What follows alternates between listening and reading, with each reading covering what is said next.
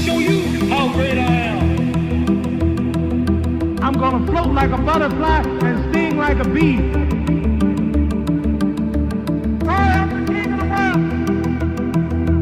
G5Jeff TV, hit the subscribe button, hit the like button. Please share this video, support your boy. Support good content at all times. All social media is in the description box, and please hit that bell icon so you can be notified when I drop that heat.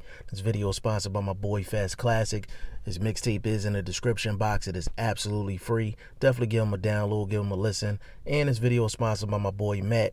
Definitely check his apparel out on IG at We All From. Now, this is the official breakdown and prediction video for Jarrett Hurd versus Julian Williams going down this Saturday in Jarrett Hurd's neck of the woods, basically his hometown.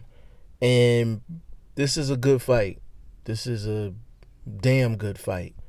But as far as official breakdown and prediction videos, this will probably be the shortest breakdown and prediction video that I've done on the channel. And it's not the fact that Jarrett Hurd and Julian Williams is not worthy of my typical 15 to 20 minute breakdown. It's just this one doesn't take that much to break down from a technical standpoint. And the reason I say that is strictly because of Jarrett Hurd. Jarrett Hurd is going to bring you the same thing to the ring every single time. Jarrett Hurd is the biggest 154 pounder I have ever seen in the history of boxing. How he gets down to 154 pounds, I do not know. But he is huge, pause, for 154 pounds. He uses his size and his weight to his advantage to wear his opponent down, to hit his opponent with solid shots throughout the course of the fight, and eventually he wears you down and he wears you out. And he takes you out. That's Jarrett Hurd in a nutshell. As long as he's fighting at 154, that's how he's going to fight. Now, the one thing I will say about Jarrett Hurd is you do notice that he's working on different things, not only defensively in terms of head movement, hand positioning when he's playing defense. You notice that he's working on certain things. I definitely see it. Like, I'm a tactician when it comes down to boxing. I see what Jarrett Hurd is working on, and he is improving. And Jarrett Hurd has a nasty inside game. He has a nasty, filthy inside game.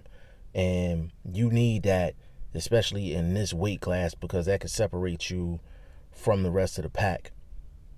I mean, there was not really much to break down with Jarrett Hurd because he's going to play his game regardless of who he's in the ring with. So I didn't have to watch any film on Jarrett Hurd. Now, I did have to watch film on Julian Williams. Williams from Philly, from the city, so of course, I'm a big fan of what he's doing. And for Julian Williams, this is really, really simple in terms of breakdown.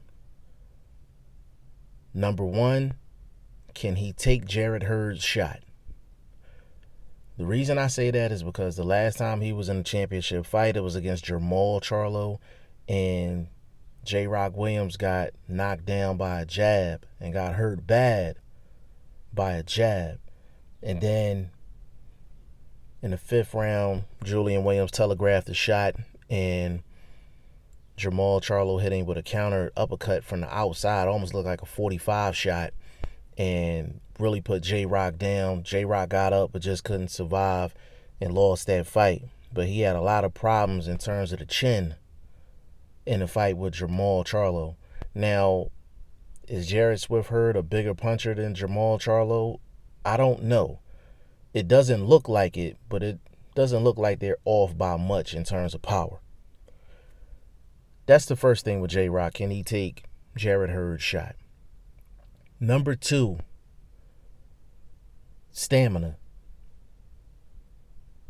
Can J-Rock Williams win early rounds against Jarrett Hurd and not burn a lot of energy? That is key in this fight. I think for J-Rock to have a chance in this fight, a legitimate chance in this fight, I think he needs to win 4 out of the first 6 rounds and literally cruise to do it, to give him a shot in the second half of the fight. And another thing with Julian J-Rock Williams is this is the most important thing. We know you can't fight against Jarrett Hurd and not be drawn into an inside fight. Jarrett Hurd brings the type of stalking type pressure to where you are going to have to fight him on the inside. Now, Julian Williams got a nasty inside game too. His inside game is filthy too. You can tell both of these guys watch the old school fighters because they do a lot of small things on the inside that the old school guys do, especially my favorite fighter of all time, James Toney. You can tell both of these guys watch James Toney because they both, you could tell they've both taken some James Toney tricks and added them to their game. They even said that in their face-off that they had on Fox, their face-to-face that they had. But it definitely looked like that's the case with both of those guys. So I'm pretty sure J-Rock is not going to have a problem fighting with Jarrett Hurd on the inside. See, here's the problem. And this is where Erislandy Lara went wrong in the fight with Jarrett Hurd. And mind you, a lot of people thought Lara still won the fight with the knockdown in the 12th round. Where Erislandy Lara went wrong at with the Hurd fight is when he was fighting Hurd on the inside. A lot of times Erislandy Lara back was against the ropes. So not only is he fighting Jarrett Hurd on the inside in terms of punches, he was fighting Jarrett Hurd in terms of the weight being on him. Jarrett Hurd's a bigger guy. You know, he's leaning on him, pushing on him, nudging him. All of that wears you down in the latter part of the fight. Like, I've never seen Erislandy Lara look that tired in a fight because he literally had to fight in order to survive in there with Jarrett Hurd. That's how much pressure Jarrett Hurd was putting on Julian J-Rock. Not on Julian Williams, but on Erislandy Lara. J-Rock can fight Swift Hurd on the inside. The key is he has to be on the inside with Jarrett Hurd and his back not be on the ropes, so he doesn't have to fight Jarrett Hurd's weight leaning on him as well.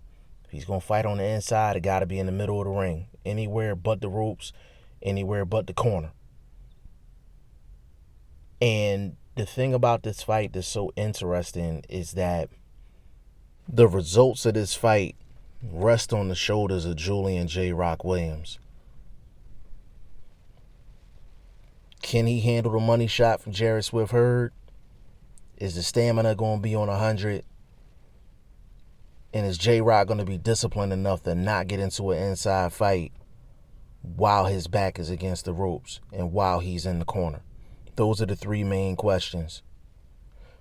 So my prediction for this fight, I think Jarrett Hurd is going to be typical Jarrett Hurd. I do think Jarrett Hurd has been dodging bullets for a while. Tony Harrison was outboxing him. He ended up getting him late.